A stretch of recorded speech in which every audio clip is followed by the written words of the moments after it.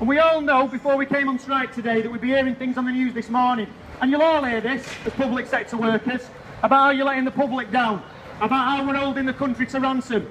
Well, first of all, we get told that by people who wouldn't know public service if it bit them in the arse. People who write for the Daily Mail and the Sun, and politicians who pontificate about what public service is, and they don't know what it really is to support vulnerable people, support communities. You know, if we're told today that by not working, we're causing the country all sorts of problems. Yet on the 364 days a year we are working, apparently we don't matter. Apparently we're not important. Apparently we don't do anything, we don't do any good. Well, which one is it? Because if we're that important today, we should be that important every day. And that's what these strikes are about. I mean, congratulations on the strike today. It's fantastic to see so many people standing up for decent pay, to defend their pensions and against the erosion of public services.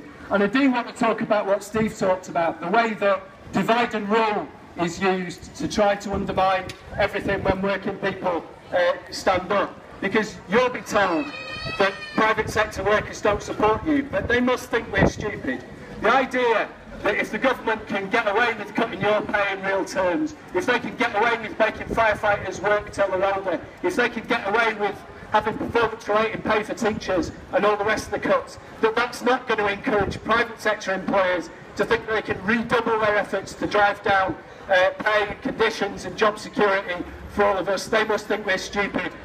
Even though it's not affecting you, maybe, there is somebody that either you know or somebody that's part of your family members that this bedroom tax is going to affect.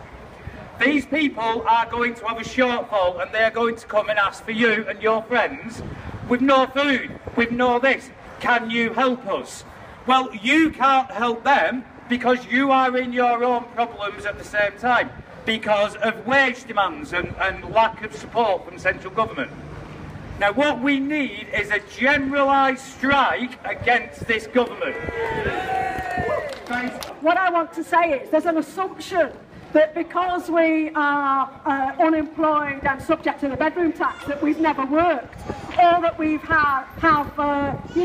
ongoing family that have never worked. I've had plenty of jobs. I've worked in the NHS, I've actually worked in the civil service, and I've been an active trade unionist every time I've been employed. We want united action. We do not want to be taking action on our own, getting picked off one at a time. Members take more action when they see other unions are taking action. They say cut back! We say cut back! When they say cut back! We